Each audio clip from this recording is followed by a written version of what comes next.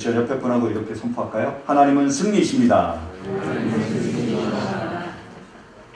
다시 이제 영어로 God is victory. 영어는 조금 여러분 하나님 승리이십니다. 그러십니까? 네, 지난주는 스프링 브레이크였습니다. 그래서 우리 아이들이 학교를 일주일 동안 안 갔어요. 일주일씩이나. 그래서 계속 집에만 있을 수 없으니까 우리가 어디 갈까 했더니 애들이 말 타러 가재요. 그래서 말을 타러 갔습니다. 네, 애들만 이제 태우니까 좀 그러니까 와이프가 그러더라고요. 저보고도 말을 같이 타라고, 애들하고 같이 타라고. 알았다고 그랬습니다. 근데 제가 난생 처음에 말을 타는 거예요. 그랬더니 와이프가 그러더라고요. 당신 제주도 출신 아니야? 제주도에 조랑말 되게 많잖아요. 안 타봤어? 그러더라고요. 제가요 한 번도 못 타봤습니다. 이유가 뭔지 아십니까? 무서워서요. 제가 겁이 좀 많았습니다. 어렸을 때부터. 그래서 무서워서 한 번도 못 타봤지만 지금은 제가 그럴 수 없잖아요. 그죠? 애들이 다 있는데 그 앞에서 무서워서 어떡하겠습니다. 이렇게 말을 못 하잖아요. 또 거짓말 할 수도 없고. 그래서 제가 마음을 붙잡고 그 말을 타기 시작했어요. 타러 올라탔습니다. 근데 다른 말들은 먼저 다 태우더라고요. 여러 명이나 탔는데 제가 제일 꼴찌인데 말이 모자랐던지 다른 말들은 다 뭐 시커먼하고 뭐 누런 말들이었는데 저는요 백마였어요. 하얀 말. 그 말을 다 끌고 오더라고요. 그 제가 와이프 보고 빨리 사진 찍으라고 했습니다. 이거 올리라고. 페이스북에. 뭐라고 올리라고? 백마를 탄 왕자님. 이렇게 올리라고. 빨리 찍으라고. 그때 와이프가 정말로 페이스북에 올렸더라고요. 근데 이렇게 올렸습니다. 백마를 탄 점점님. 왕자님이라고 안 하고 저 혼자만 나는 왕자다 이렇게 생각하고 있었어요. 근데 여러분 그 말에 딱 올라타 보니까요. 왜 말이 승리의 상징인지 제가 이해할 수 있게 되더라고요. 말은요, 여러분 보시다시피 지금은 직접 안 보시면 모르겠지만 굉장히 큽니다. 그 말 위에요, 사람보다 더 커요, 그죠? 그 말 위에 올라타면요, 사람 하나 위에 올라타는 거랑 똑같아요. 어떤 느낌인지 아시겠죠? 기분이 좋았습니다. 뭐가 된 듯해요. 사람들이 다 밑에 보이는 거예요. 그런 느낌을 갖게 된다는 거죠. 그래서 말에 올라타는 것, 이게 바로 승리의 상징이 될 수 있구나. 그런 생각을 해봤습니다. 그래서 굉장히 기분이 좋았어요. 여러분 어떠십니까? 신앙생활 하면서 지금 하루하루의 삶을 살면서 여러분들은 자신이 승리자라고 생각하십니까? 아니면 패배자라고 생각하십니까? 우리 안에 승리의 그런 기쁨이 차고 넘치십니까? 아니면 이것도 안 되고 저것도 안 되고 그런 패배의식이 나를 사로잡고 있습니까? 저는 이 시간 우리가 누구인지를 바르게 발견할 수 있는 귀한 시간이 될 수 있기를 간절히 바랍니다. 그러나 세상은 우리가 달라요. 세상은 우리에게 전혀 다른 메시지를 전하고 있습니다. 얼마 전에 기윤실, 기독교 윤리 실천 운동회와 글로벌 리서치가 조사를 했습니다. 기독교인에 대한 사회인들의 그 신뢰도, 그 수준이 얼마나 되는지를 점검을 한 거예요. 조사를 했습니다. 그랬더니 그 기독교인에 대한 신뢰도가 얼마나 되는지 아세요? 19.4%였어요. 20%도 채 안 됩니다. 종교인 중에 꼴찌였어요. 제일 처음에 어딘지 아세요? 카톨릭. 두 번째가요. 불교. 그리고 제일 꼴찌가 기독교인이었습니다. 개신교인이었어요. 근데 그렇게 된 이유가 뭐냐? 첫 번째 이유가 뭐냐면 언행 일치가 안 된대요. 말로는 사랑하라 그러면서 자기들을 사랑하지 않는다는 거죠. 그래서 신뢰도가 뚝 떨어진 겁니다. 또 하나 비슷한 이유지만 부정과 비리래요. 교회의 수많은 부정과 교회의 수많은 비리 때문에 신뢰도가 떨어져 버리는 거예요. 세상 사람들은 우리를 믿지 않습니다. 우리 말을 믿지 않는 거예요. 얼마 전에도 그런 큰 사건이 터졌잖아요. 큰 대형교회 목사님이 그 아들 때문에 연루돼서 형사재판에 회부가 됐습니다. 그래서 아들은 실형을 받고 그 공금횡령으로 그 아버지이신 목사님은 집행유예를 받았어요. 어떻게 되겠습니까? 그 기사를 읽으면 완전히 땅에 떨어져 버리고 마는 거예요. 그건 한국의 얘기만이 아닙니다. 지금 얼마 전에 신문을 보니까 우리 LA에서 이런 기사가 쓰였더라고요. 사랑의 쌀, 불신의 쌀.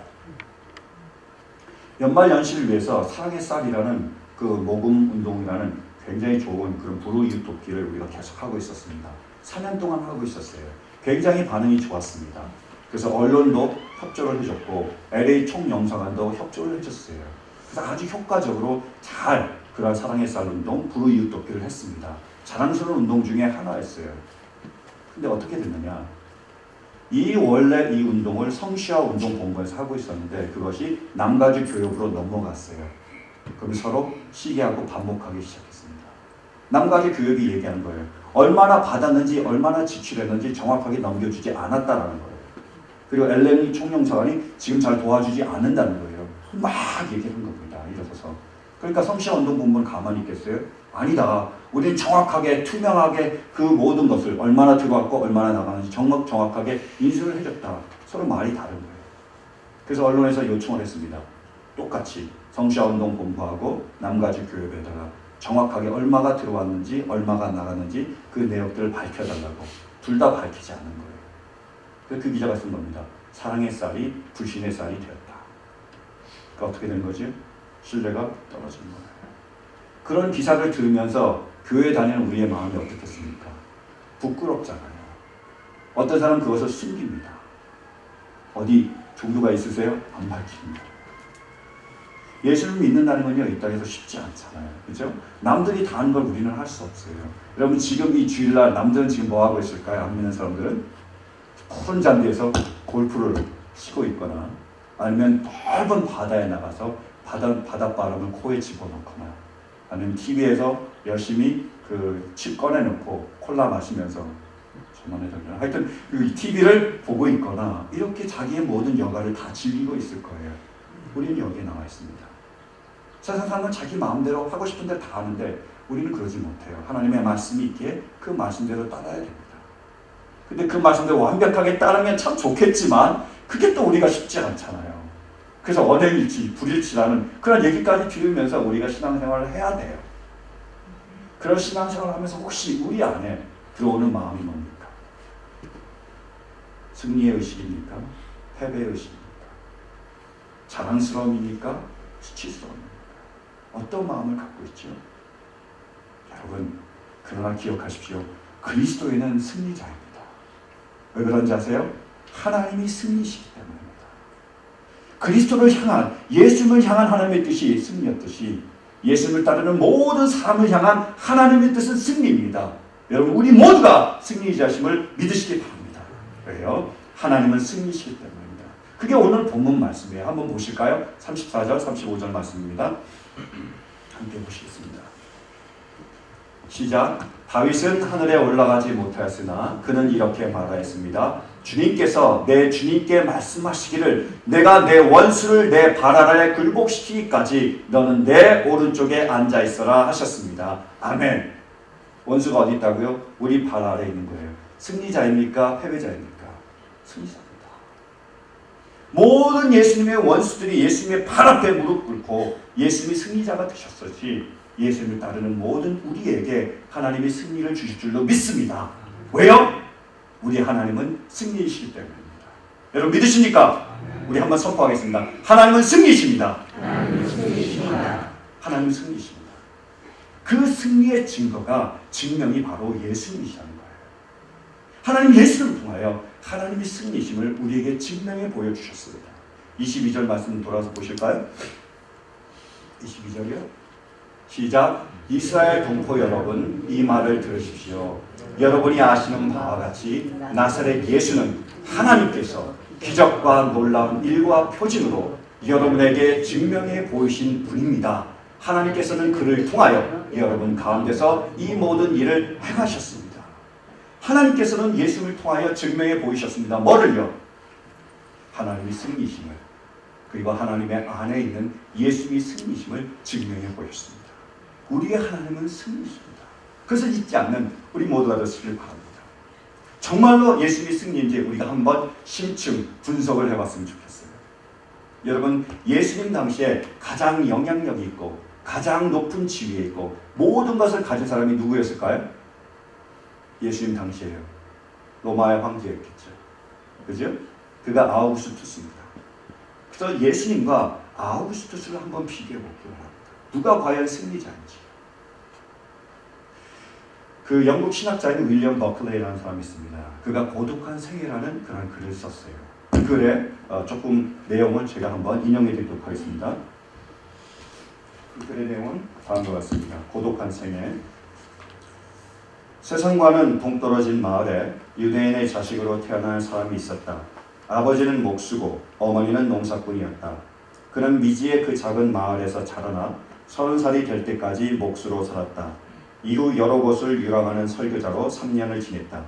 그는 책을 쓴 적도 없고 일정한 일터나 자기 집을 소유한 적도 없었다. 고등교육을 받거나 결혼하여 가정을 이룬 적도 없고 도시 생활을 해본 적도 없으며 자신이 살던 곳에서 300km 이상을 벗어난 적도 없었다. 역사적 위인에게 있기 마련인 정치적으로나 사회적으로 경이로운 일을 도모한 적도 계획한 적도 없었다. 명망 높은 사람의 소개장이나 추천장도 없던 그가 내어놓을 수 있는 재산이라고는 그의 몸뿐이었다. 몸뚱이와 타고난 성정 이외에는 이 세상과 관련된 그 무엇도 지닌 것이 없었다. 그가 떠돌이 설교자 생활을 시작한 지 얼마 지나지 않아 세상이 그에게 적개심을 품기 시작했다. 그의 친구들은 그를 버리고 도망갔고 그 중에 한 사람은 그를 배신하기까지 했다. 그는 반대자의 손에 넘겨져 형식적인 재판 과정을 거친 뒤 두 강도와 함께 십자가에 못 박혔다. 그가 죽기 직전 그를 십자가에 못 박은 처형자들은 그의 유일한 재산이던 겉옷을 서로 갖기 위해 그가 보는 데서 제비를 뽑았다. 그의 숨이 멎자 시체는 남의 무덤에 안치되었다. 한 인간의 고독한 생이었다. 누구의 이야기일까요? 예수님의 이야기입니다. 이 세상에서의 예수님은 고독한 생애였다는 거예요. 그것이 예수님이 이 땅에서의 삶이셨습니다. 이 예수님의 삶과 이제 아우구스투스를 비교해 보기 원합니다. 그 당시 로마의 황제예요. 원래 이 아우구스투스의 이름은 뭐냐면 가이우스, 옥타비우스, 투리우스입니다. 가이우스, 옥타비우스, 투리우스예요. 굉장히 이름이 길죠. 제가 외우느라고 굉장히 수고했습니다. 가이우스, 옥타비우스, 투리우스. 근데 이 사람이 원래 그 시저 아시죠? 시저인데 원래 그 시저는 영국식 발음이고 그러니까 미국식 발음이고 원래 로마식으로 라틴어로 발음하면 케사로예요. 그러니까 율리우스 케사르입니다. 그 시저가 그의 증손이에요. 근데 그 케사르가 자기의 자녀가 없으니까 후계자가 없으니까 그러니까 옥타비우스를 자기의 양자로 삼았습니다. 그래서 양자가 됐어요. 그래서 이름이 바뀌었습니다. 가이우스, 율리우스, 케사르, 옥타비아누스 이렇게 바뀌었어요. 그 이름 사이에 그 율리우스 케사르라는 이름을 원래 그 시저의 이름을 집어넣은 거죠. 그래서 어떻게 바뀌었다고요? 가이우스, 율리우스, 케사르, 옥타비아누스. 대단하시네. 저는 G라는 자도 G란 3개 더 있는데 4개까지 이게 그 사람의 이름이었어요. 그렇게 됐습니다. 근데 케사르가 암살을 당해서 죽습니다. 그러니까 당연히 이 사람이 이제 실력자로 권력자로 떠오른 거죠. 근데 그 당시에 권력자가 3명 있었습니다. 이 아우구스투스와 그러니까 옥타비아누스와 또 하나가 안토니우스, 클레오파트라의 연인, 그 다음 레피두스. 이 사람 3명이서가 정치를 하는 거예요. 그래서 삼두 정치라고 합니다. 세계의 머리라는 거예요.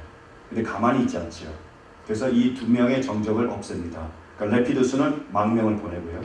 그리고 아키움 해전에서 이 안티우스와 싸워서 대승을 거둡니다. 얘도 제거한 거예요. 누구만 남았습니까? 자기만 남은 거예요. 근데 케사르가 자기가 독재를 유지하다가 죽었으니까 두려우니까 자기는 모든 정권을 다 가진 다음에 그것을 로마 원론에 줍니다.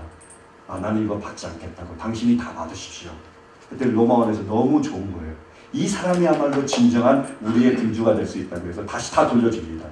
붙여서요. 칭호까지. 그게 아우구스투스예요. 뜻이 뭐냐? 존엄자, 권위자는 뜻을 가지고 있어요.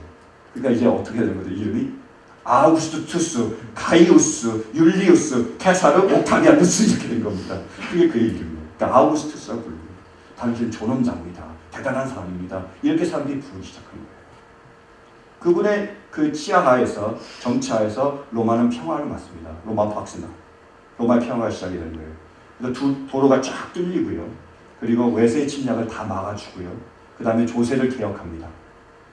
그러니까 세금을 개혁하려면 뭐가 필요하죠? 인구조사가 필요한 거예요.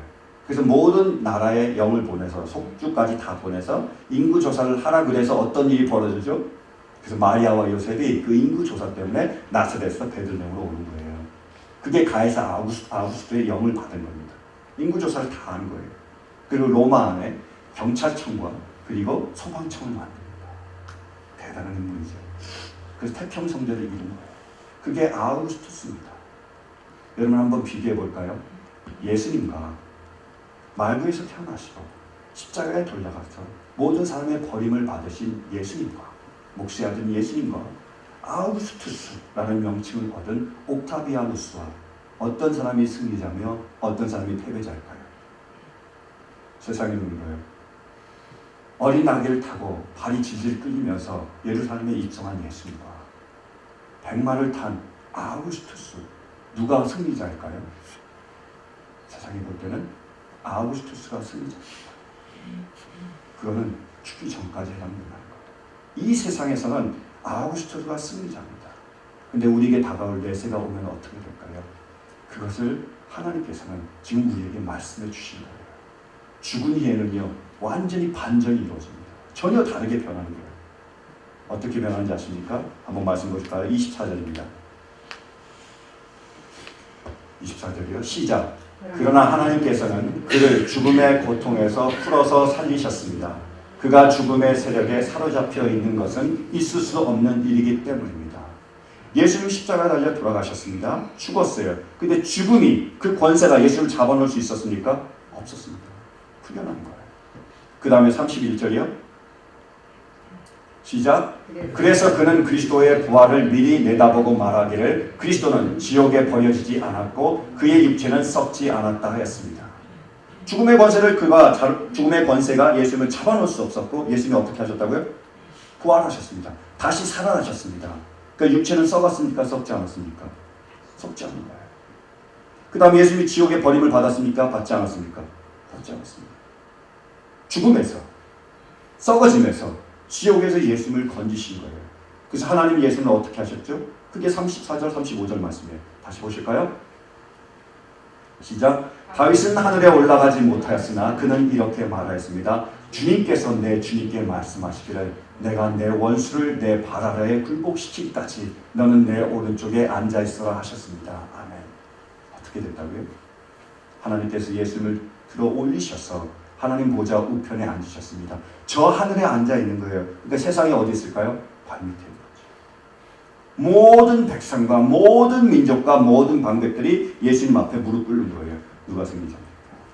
예수님이 승리자예요. 그럼 우리 아우구스투스를 보실까요? 그 조롱자가요. 그는 어떻게 됐을까요? 주 14년에 죽었습니다. 76세의 나이를. 죽은 다음엔 어떻게 됐을까요? 무덤에 묻혔겠죠. 그 육신이 누구하고 살고 있었을까요? 구더기하고 살고 있었겠죠. 썩었습니까? 썩지 않았습니까? 썩었습니다. 지옥의 버림을 받았습니까? 받지 않았습니까? 받는 거예요. 영원한 멸망 가운데 그가 처하게 됩니다. 지금은 어디에 있다고요? 우리 발밑에 있는 겁니다. 그 전에 백마를 타서 그 위에 올라서 왕좌에 올라서 모든 사람을 호령하며 다스리던 그가 지금은 우리 발밑에 있는 거예요. 썩어져서요. 그게 아우구스투스, 그게 믿지 않는 자들의 마지막입니다. 다시 한번 비교해 볼까요?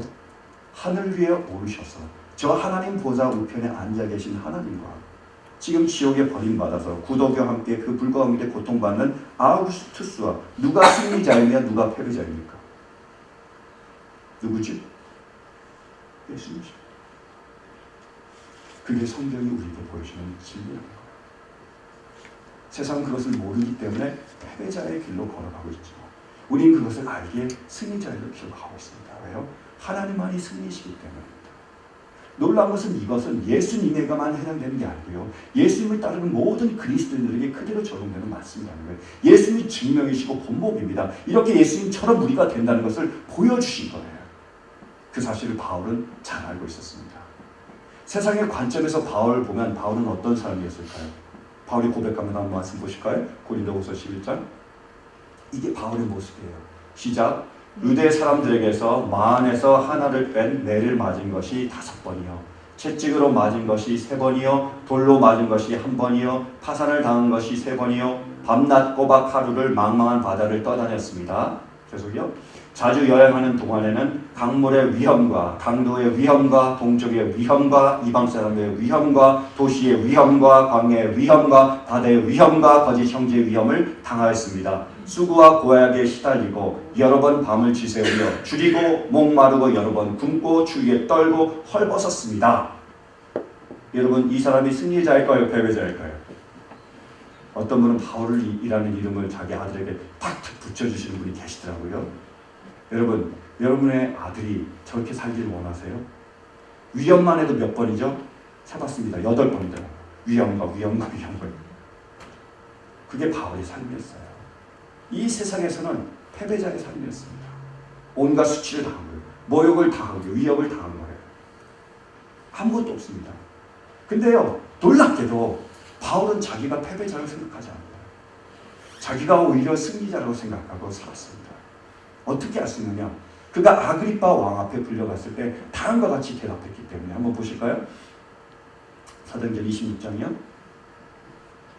시작. 바울이 대답하였다. 짧거나 길거나 간에 나는 임금님뿐만 아니라 오늘 내 말을 듣고 있는 모든 사람이 이렇게 결박을 당한 것 외에는 꼭 나와 같이 되기를 하나님께 빕니다.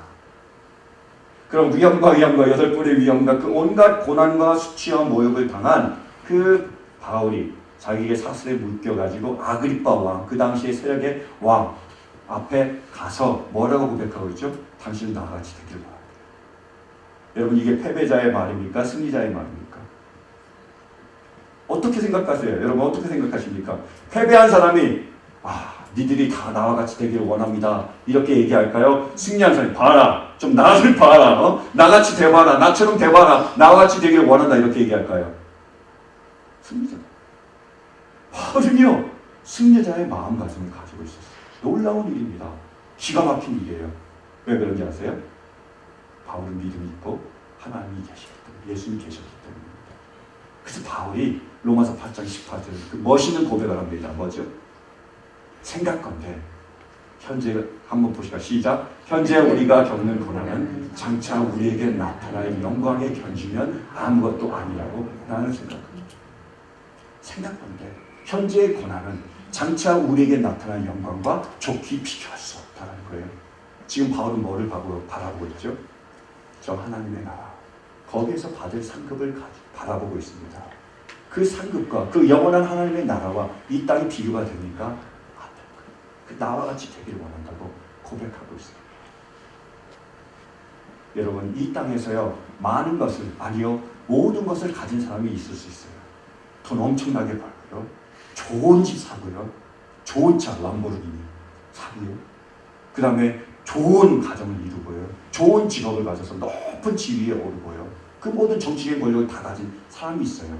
근데 이 사람에게 딱 하나가 없습니다. 뭐요? 예수님. 그 사람의 운명이 어떻게 될지 아십니까? 마지막에 어떻게 될지 아세요? 그래서 성경이 보여주신 거예요. 한번 보실까요? 계시록 20장. 자, 시작. 나는 크고 흰 보좌와 거기에 앉으신 분을 보았습니다. 땅과 하늘이 그 앞에서 사라지고 그 자리마저 찾아볼 수 없었습니다.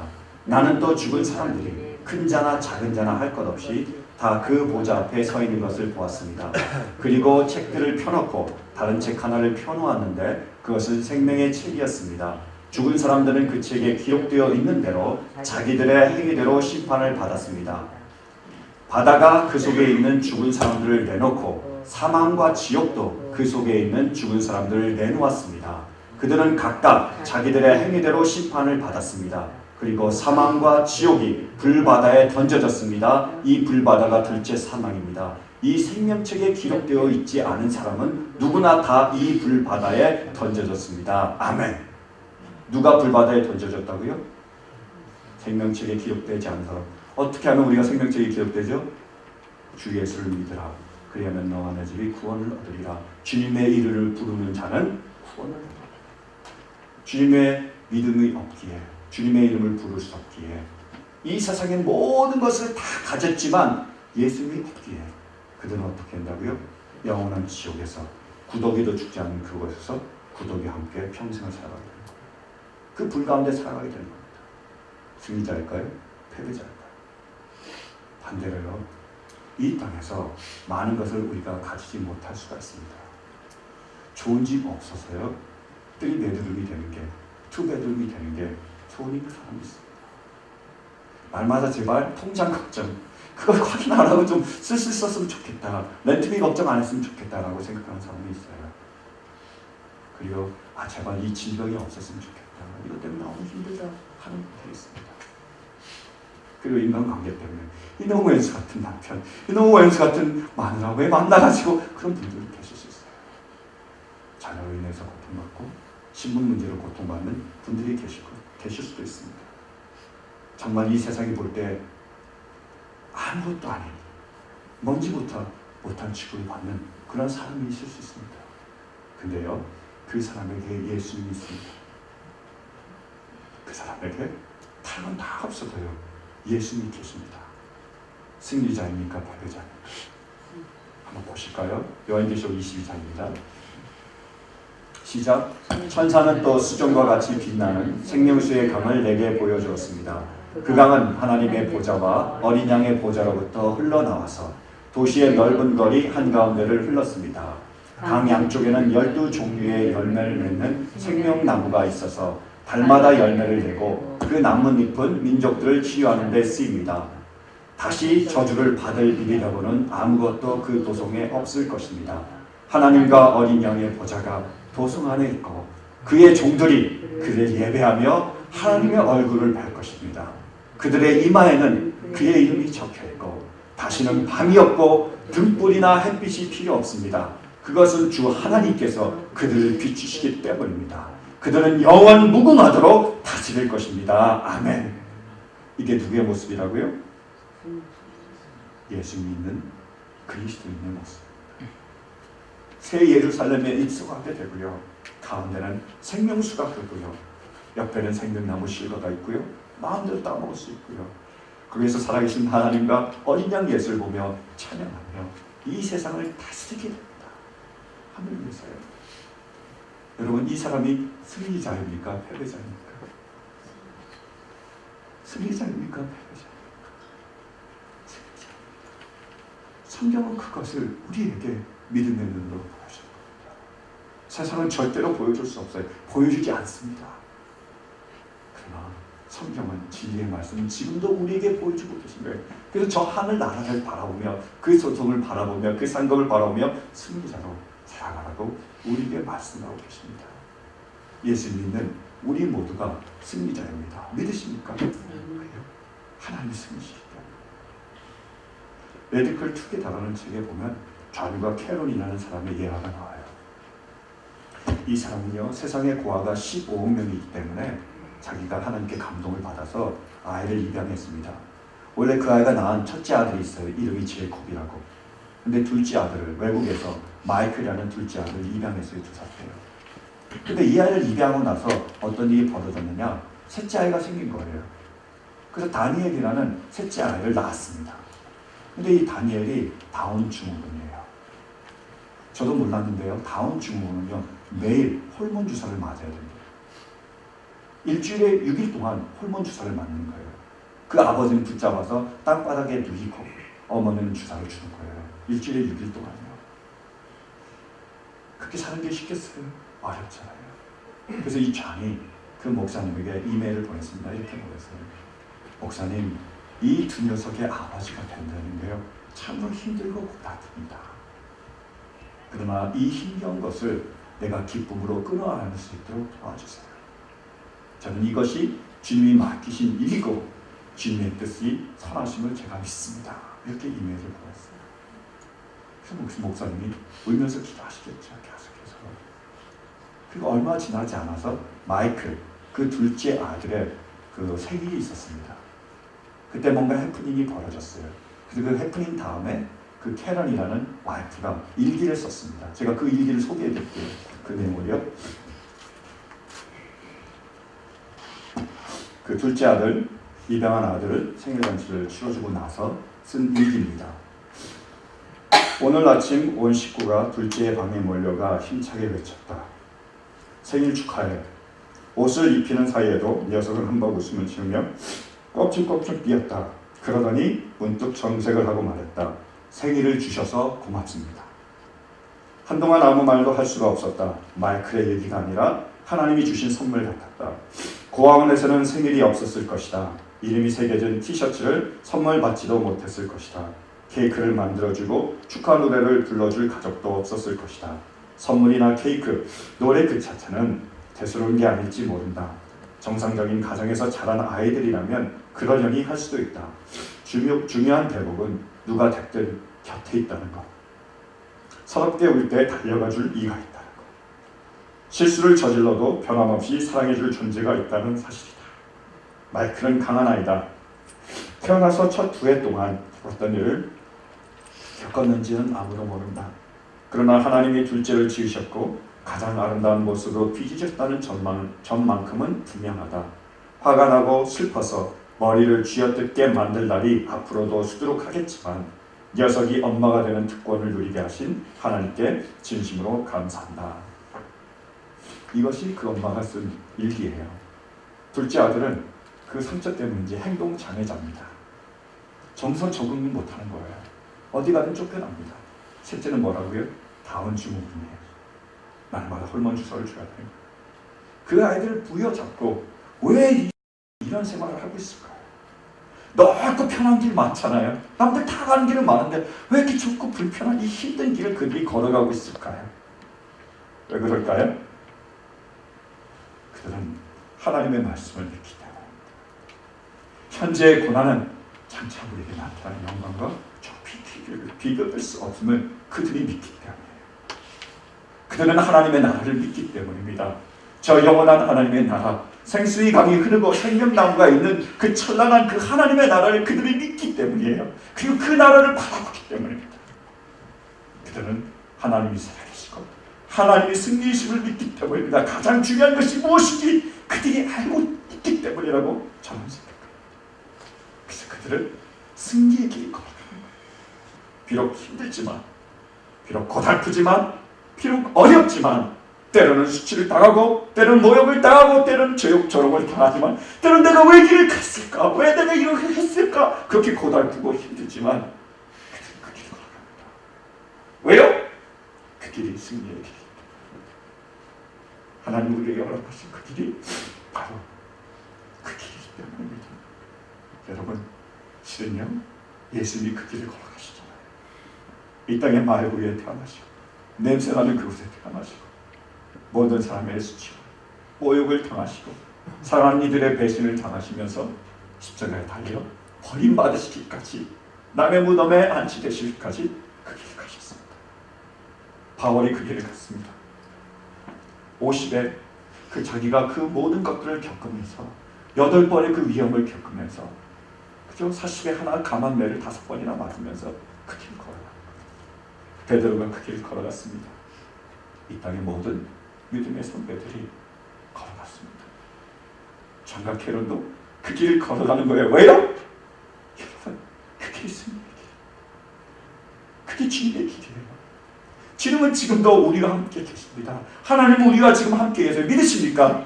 하나님의 뜻이 무엇입니까? 하나님의 뜻은 그리스도의 승리며 그리스도를 따르는 자들의 승리십니다. 하나님 그 뜻을 이루십니까? 못 이루십니까? 이루십니다. 반드시 이루세요. 우리에게 말씀하시잖아요. 주의 이름을 부르는 자는 구원을 얻으리라. 우리가 그리스도와 함께 영원히 다스릴 것이다. 누구의 말씀이죠? 하나님의 말씀입니다. 이게 하나님의 뜻입니다. 그러므로 우리는 승리자입니다. 할렐루야. 잊지 마십시오. 우리는 승리자입니다. 더 이상 땅을 바라보며 한숨 푹푹 쉬지 마시고요. 이제는 고개를 들어 하늘을 바라보시기 바랍니다. 우리의 현재를 바라보며 눈물 흘리지 마시고요. 이제는 더 멀리 하늘 나라를 바라보며 기쁨으로 감사함으로 하나님께 나아갈 수 있기를 간절히 바랍니다. 사랑하는 성도 여러분, 우리 모두는 예수님이 있기에 다 승리자입니다. 왜요? 하나님은 승리십니다. 여러분, 하나님이 승리심을 믿으십니까? 믿으세요? 다시 한번 선포할까요? 하나님은 승리이십니다. 하나님은 승리이십니다. 여러분, 승리이신 그 하나님 믿을 수 있는 우리 모두가 될 수 있기를 간절히 축원합니다. 이 믿음 가지고 우리 찬양할까요? 함께 일어서서 찬양.